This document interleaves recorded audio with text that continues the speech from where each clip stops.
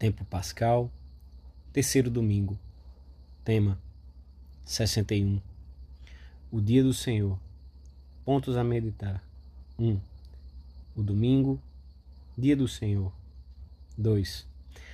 As festas cristãs. Sentido das festas. A Santa Missa, centro da festa cristã. 3. O culto público a Deus. O descanso dominical e festivo. Pelo sinal da Santíssima Cruz, livrai-nos Deus, nosso Senhor, dos nossos inimigos. Em nome do Pai, do Filho e do Espírito Santo. Amém. Meu Senhor e meu Deus, creio firmemente que estás aqui, que me vês, que me ouves. Adoro-te com profunda reverência. Peço-te perdão dos meus pecados e graça para fazer com fruto este tempo de oração. Minha Mãe Imaculada, São José, meu Pai e Senhor, meu anjo da guarda, intercedei por mim.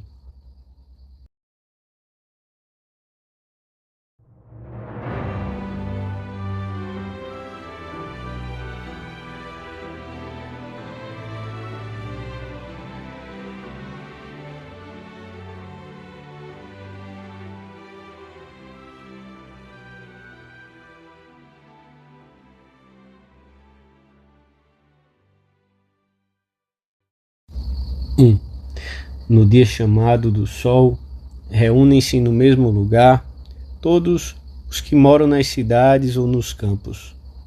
E reunimos-nos todos no dia do sol, porque é o primeiro da semana, aquele em que Deus criou o mundo, e porque nesse mesmo dia Jesus Cristo, nosso Salvador, ressuscitou dos mortos. O sábado judeu deu lugar ao domingo cristão desde os começos da Igreja. A partir de então, comemoramos em cada domingo a ressurreição de Cristo. No Antigo Testamento, o sábado era o dia dedicado a Javé. Foi o próprio Deus que o instituiu, ordenando que neste dia o povo israelita se abstivesse de certos trabalhos para dedicar-se a honrá-lo. Era também o dia em que se congregava a família e em que se celebrava o fim do cativeiro no Egito.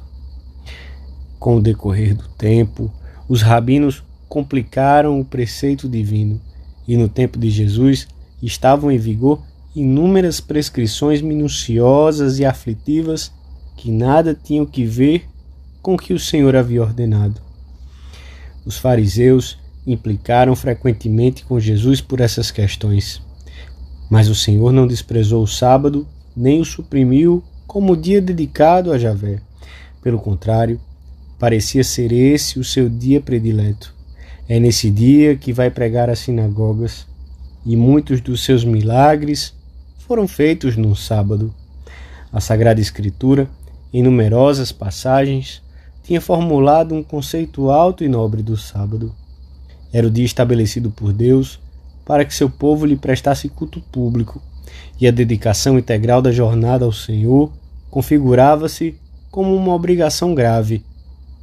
Houve ocasiões em que os profetas denunciaram a violação do sábado como causa dos castigos de Deus sobre o seu povo.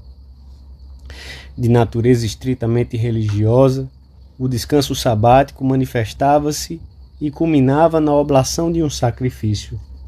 Como as demais festas de Israel, que estavam todas ligadas a um acontecimento salvífico. Era sinal da aliança divina e um modo de o povo escolhido expressar o júbilo de saber-se propriedade do Senhor e objeto da sua eleição e do seu amor. Com a ressurreição de Jesus Cristo, o sábado dá lugar à realidade que prenunciava, a festa cristã. O próprio Jesus fala do reino de Deus como uma grande festa oferecida por um rei para celebrar as bodas do seu filho. Com Cristo surge um culto novo e superior, porque temos também um novo sacerdote e se oferece uma nova vítima.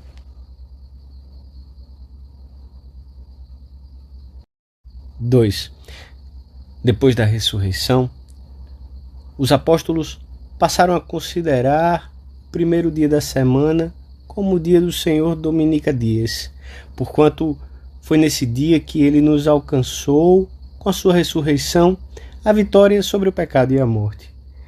E este tem sido a tradição constante e universal da Igreja, desde o tempo dos primeiros cristãos até os nossos dias. Por uma tradição apostólica que tem a sua origem no próprio dia da ressurreição de Cristo, a Igreja celebra cada 8 dias o mistério pascal, no dia que é muito justamente chamado o Dia do Senhor ou Domingo. Além do domingo, a Igreja estabeleceu as festas que comemoram os principais acontecimentos da nossa salvação: o Natal, a Páscoa, a Ascensão, o Pentecostes, outras festas do Senhor, bem como as festas de Nossa Senhora. E desde o princípio os cristãos celebraram também o Dies Natalis, ou aniversário do martírio dos primeiros cristãos. As festas cristãs chegaram até a ordenar o próprio calendário civil. Com essa sucessão de festas, a Igreja relembra os mistérios da redenção, franqueia aos fiéis as riquezas do poder santificador e dos méritos do seu Senhor, de tal sorte que, de alguma forma, os torna presentes em todos os tempos, para que os fiéis entrem em contato com eles e sejam repletos da graça da salvação. O centro e a origem da alegria da festa cristã encontra-se na presença do Senhor na sua Igreja, que é o penhor e a antecipação de uma união definitiva na festa que não terá fim. Daí a alegria que inunda a celebração dominical, como se percebe na oração sobre as oferendas da missa de hoje. Recebeis, Senhor, as oferendas da vossa Igreja exultante de júbilo, e já que, com a ressurreição do vosso Filho, nos destes motivo para tanta alegria, concedei-nos que possamos participar desse gozo eterno. Por isso, as nossas festas não são uma mera recordação de fatos passados, como pode ser a data de um acontecimento histórico, mas um sinal que nos manifesta Cristo e o torna presente entre nós. A Santa Missa torna Jesus presente na sua Igreja e é o sacrifício de valor infinito que se oferece a Deus Pai no Espírito Santo. Todos os outros valores humanos, culturais e sociais da festa devem ocupar um lugar secundário, cada um na sua ordem, de modo a não obscurecerem ou substituírem em momento algum o que deve ser fundamental. A par da Santa Missa, tem também um lugar importante as manifestações de piedade litúrgica e popular, como o culto eucarístico, as procissões, o canto, etc.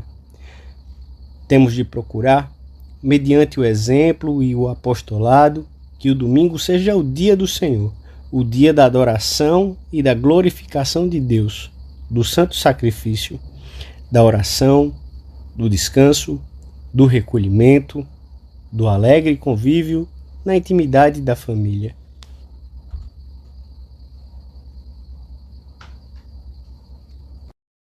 (3) Aclamai a Deus toda a terra, cantai a glória do seu nome, rendei-lhe glorioso louvor. Lemos na antífona de entrada. O preceito de santificar as festas corresponde também à necessidade de prestar culto público a Deus, e não somente de modo privado. Alguns pretendem relegar o trato com Deus ao âmbito da consciência, como se não houvesse necessidade de manifestações externas, mas o homem tem o direito e o dever de prestar culto externo e público a Deus, e seria uma gravíssima injustiça que os cristãos se viessem obrigados a ocultar-se para poderem praticar a sua fé e prestar culto a Deus, que é o seu primeiro direito e o seu primeiro dever. O domingo e as festas determinadas pela Igreja são, antes de mais nada, dias para Deus e dias especialmente propícios para procurá-lo e encontrá-lo. Quaerite Dominum. Nunca podemos deixar de procurá-lo, mas há períodos que exigem que o façamos com mais intensidade, porque neles o Senhor está especialmente perto e, por conseguinte, É mais fácil achá-lo e encontrar-se com ele. Esta proximidade constitui a resposta do Senhor à invocação da Igreja, que se expressa continuamente através da liturgia. Mais ainda, é precisamente a liturgia que atualiza a proximidade do Senhor. As festas têm uma grande importância para ajudar os cristãos a receber melhor a ação da graça. Nesses dias, exige-se também que o fiel suspenda o seu trabalho para poder dedicar-se com maior liberdade ao Senhor. Mas, assim como não há festa sem celebração, pois não basta deixar de trabalhar para já se ter uma festa, assim também não há festa cristã se os fiéis não se reúnem para dar graças ao Senhor, louvá-lo, recordar suas obras, etc.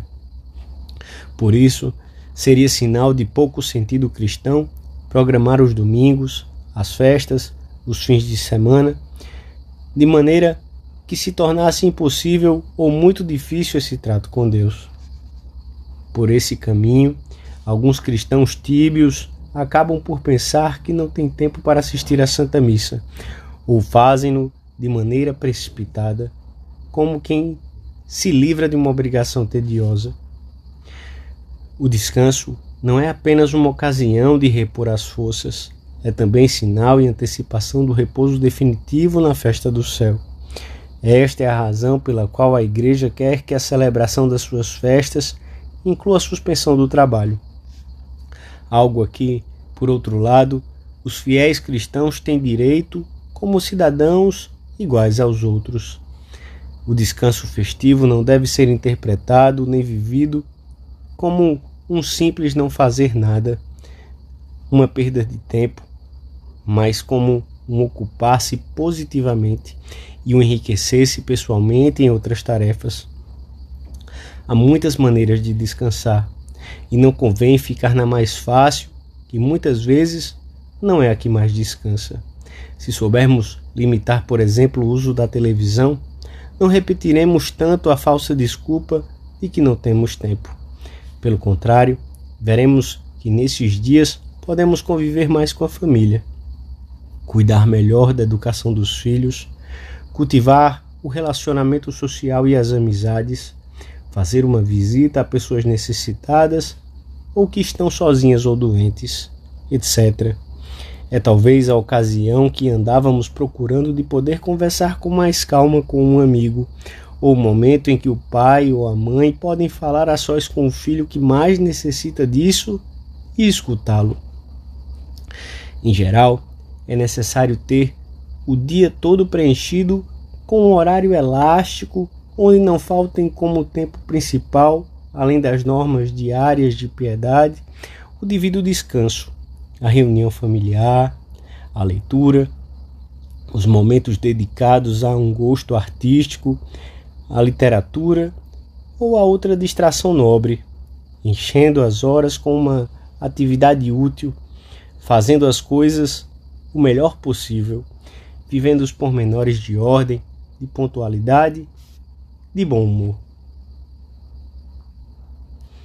Dou-te graças, meu Deus, pelos bons propósitos, afetos e inspirações que me comunicaste nesta meditação. Peço-te ajuda para os pôr em prática.